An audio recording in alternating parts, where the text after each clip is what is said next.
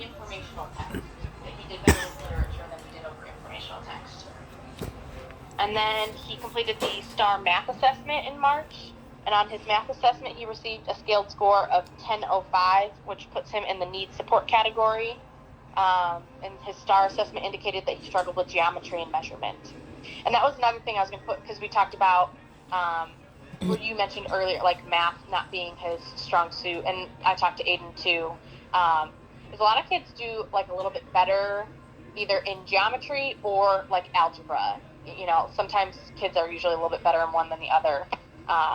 And so next year he'll be taking algebra. Actually, the next 2 years. He'll take algebra 1 and then algebra 2. So hopefully if algebra is a little bit more area of strength than his geometry is. Yes, because he dreads geometry so bad.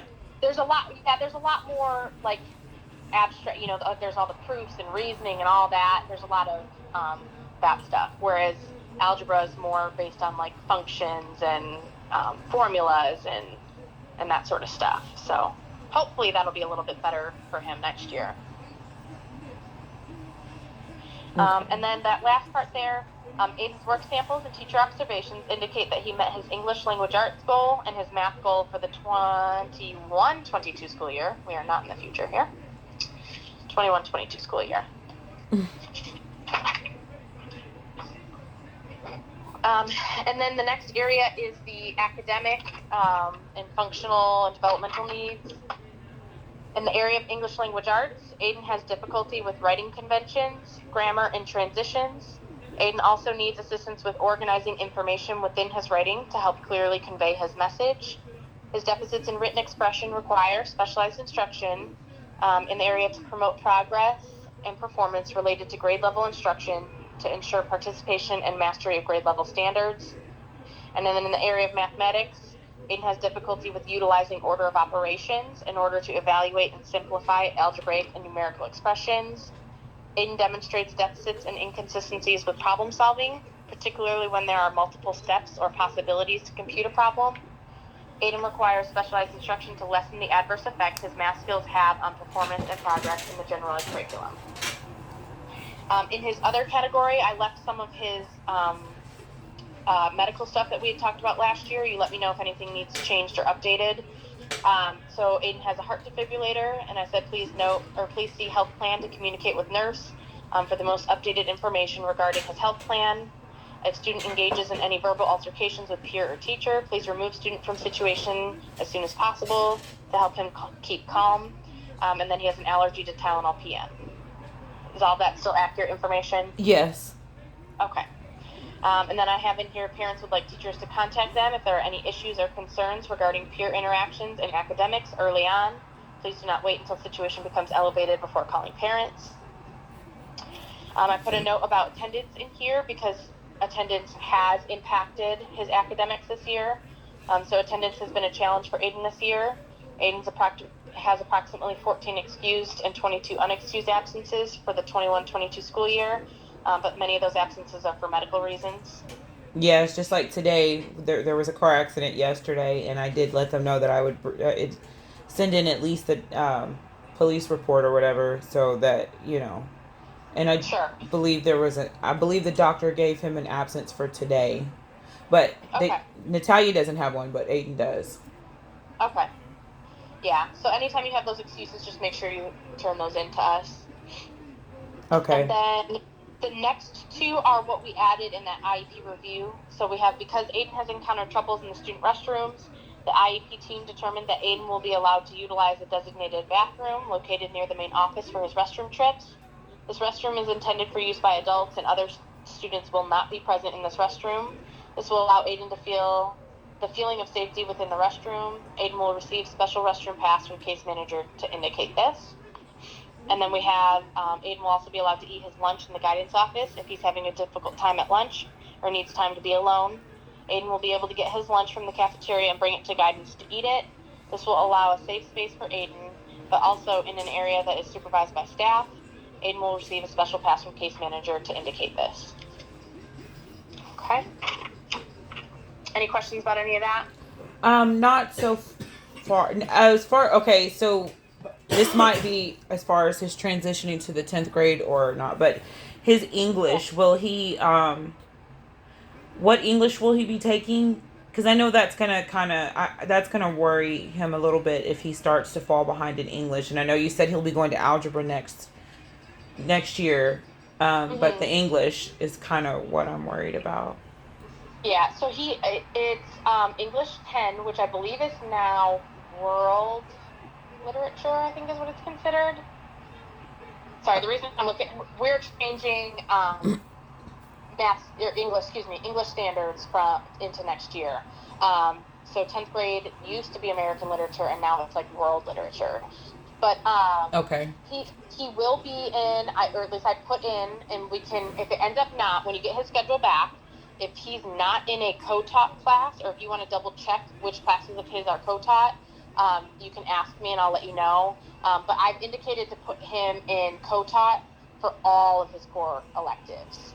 I Okay. just felt like that. I just felt like with the way things went with this year, and then even if we continue to have absences and things like that, I felt like him being in the co-top for English, math, science, and social studies would be the best thing.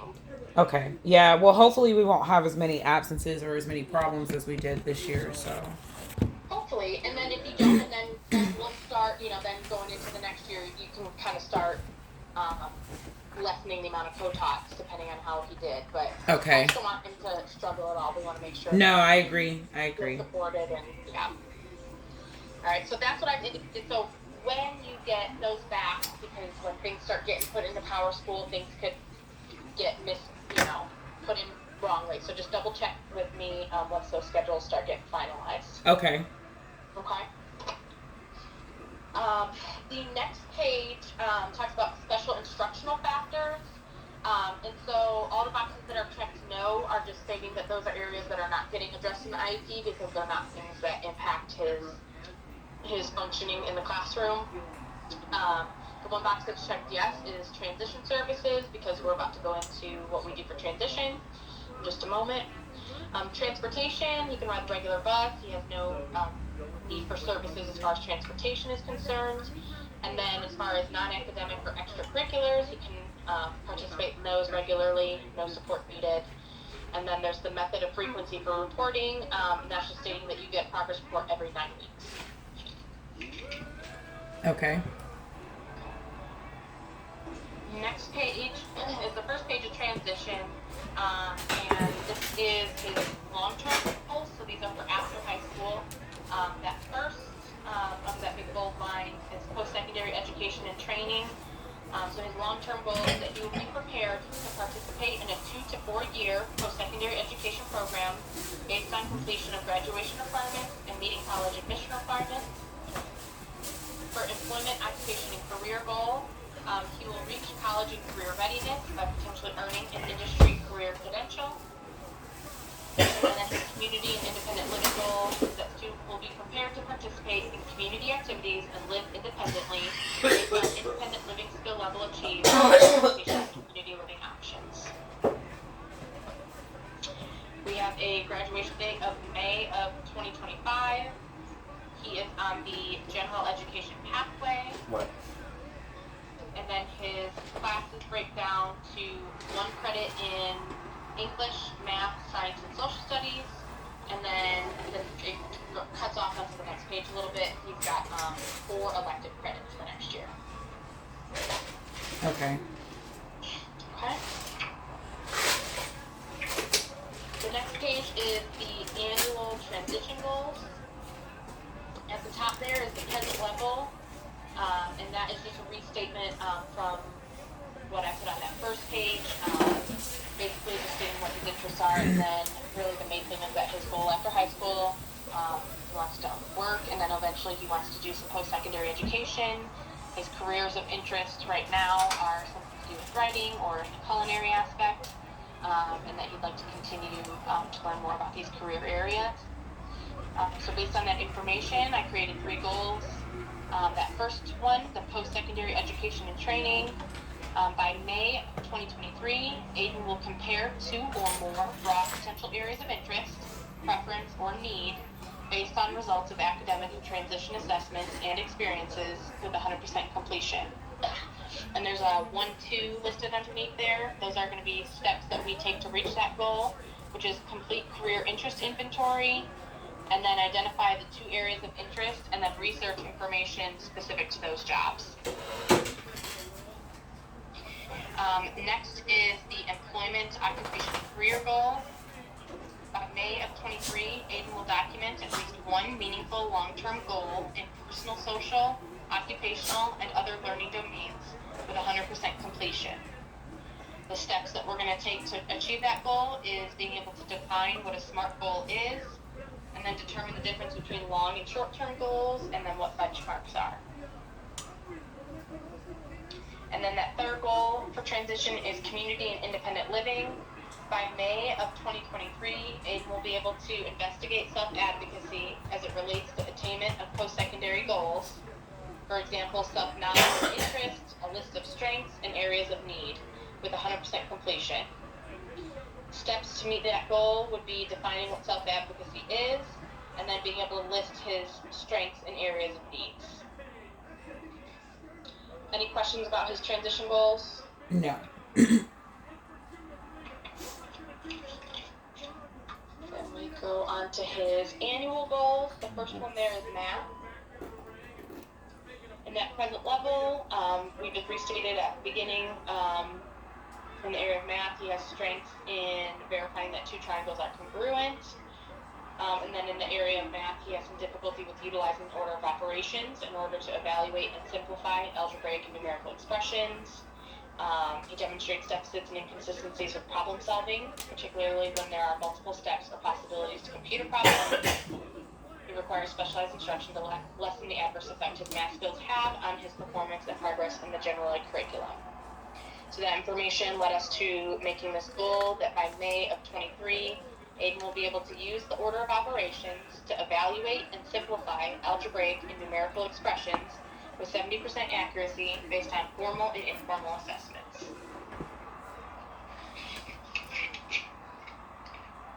We have another annual goal for written expression. That present level is a restatement of his strengths and then his needs in the area of English language arts. And that brings us to our annual goal of by May.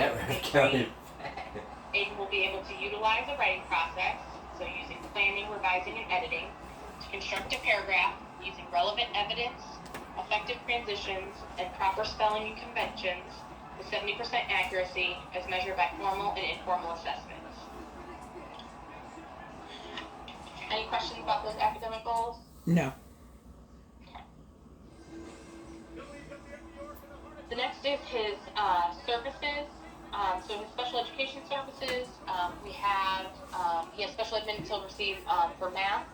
So Aiden's deficits in math impact his progress in the general education.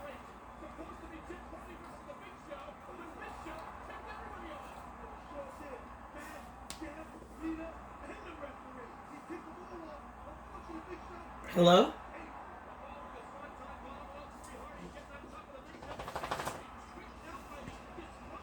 Did you lose her? I did. How was that?